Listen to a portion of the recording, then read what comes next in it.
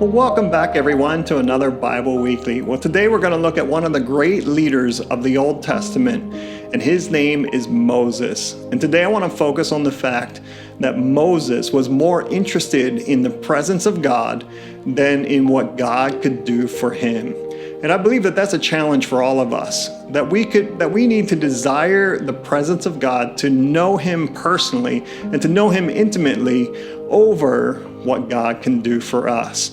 Remember when Moses went to Pharaoh and he said to Pharaoh, "Let my people go." Well, we know that phrase, but what comes next? Why did he say, "Let my people go"? Was it to take them into the promised land? Well, many people would believe that. But let's take a look at what Exodus chapter 7 and verse 16 says. He says, "Let my people go so that they can worship me in the wilderness." You see, the main purpose of Moses' life, main mission that Moses had in his life, was to bring the people out of bondage in Egypt into the wilderness so that he could introduce them to the living God, and that they could know God's presence in a personal way. And so God leads them from Egypt. We know the great stories, the 10 plagues and all of that. And they finally leave Egypt and they get to the Red Sea, and then God opens up the Red Sea and they cross over and they end up here at Mount Sinai. And at Mount Sinai is the very place where Moses, sometime earlier, had that encounter. He had that experience where he got to know God in that form of the burning bush.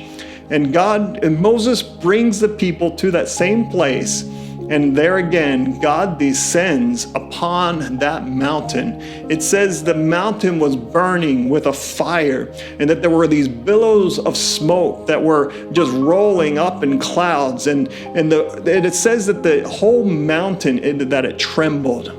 But do you think that the people wanted to know God in this way? Well, the people actually, they instead of coming closer to God, they shrunk back and they said, "No, let us refuse God's presence." Let's see what it says in Exodus chapter 20, verse 19. And they said to Moses, "You speak to us and we will listen, but don't let God speak directly to us or we will die." You see, the people of Israel, they couldn't handle the presence of God, because they still had Egypt in their hearts. They were still thinking about going back to Egypt. Knowing God intimately was not their priority. They didn't want to know the God that provided for their freedom. They didn't want to know the God that carried them in their arms to bring them out from bondage, out of that place of hardship, out of that place of difficulty, to bring them into a place of freedom, to a place that they could call their own. You see, the people refused to know God in this way. They wanted to enjoy the benefits of all that God could do for them, but they didn't really want to know him. And it's a tragedy, because we see throughout the time in the wilderness, we saw that they continued to complain and whine to Moses, saying, "We don't have food, we don't have water." And as we said earlier, remember when they stood before the Red Sea, they couldn't cross. And then they saw their Egyptian army coming up behind them, and they complained to Moses and said, "Why did you bring us to this place, into the wilderness, that we might die?" They said it would have been better if we stayed in Egypt. And every turn, at every difficulty, at every trial, you see, God showed up.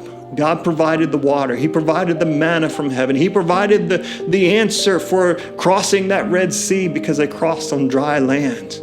And there at Mount Sinai, the place where Moses was anticipating that they would come to know God personally the way he had known them, they refused. And finally, God said to Moses, because these people were stubborn, they were whining and complaining, he says this in Exodus 33, verse 3. He says, "Go up to this land that flows with milk and honey, but I will not travel among you, for you are a stubborn and rebellious people." And so God says, "I'm going to send an angel." The first verse is, if you look it up in Exodus 33, it says that he will send an angel to lead them into that promised land. But his presence would not go with them.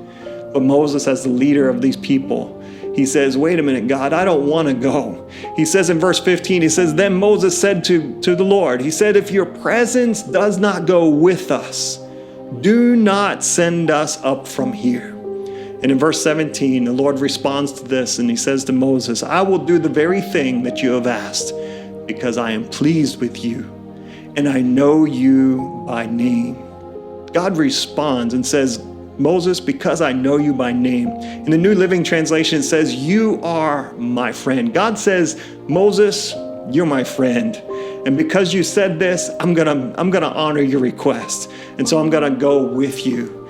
Please understand this. Moses and the people, they were in that place of lack. They were in that place of hardship. After all, they were in the wilderness, the place of dryness, a place of adversity. They're in the desert, and God offers them the reward. He says, all right, people, you can go into the promised land, and I'm going to send my angel to go before you. And he's going to lead you into that promised land. And Moses says, because your presence isn't going with us, he says, no, thank you. I'm not interested. Lord, I'd rather stay in this place. I'd rather stay right here in the wilderness, in the place where there is adversity, hardship, lack, and nothingness. But if your presence is here, I'd rather stay right here in your presence than to go and enjoy the rewards and the blessings of a promised land.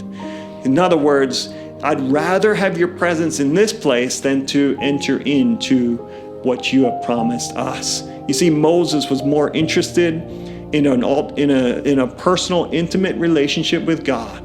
And that's our challenge that I believe that God's challenging us today with this passage. Israel wanted the benefits of God. They wanted the promised land. They wanted the blessings, his rewards. But Moses only wanted his presence. My prayer for you today is that you will desire to know God in a personal way, that you would desire his presence over his rewards, over his blessings, over the promised land, if you will. I trust that this encourages you to seek his presence more and more in your life. And I pray that we'll see you soon on the next Bible Weekly. God bless you, everyone. Have a blessed week, and we'll see you soon.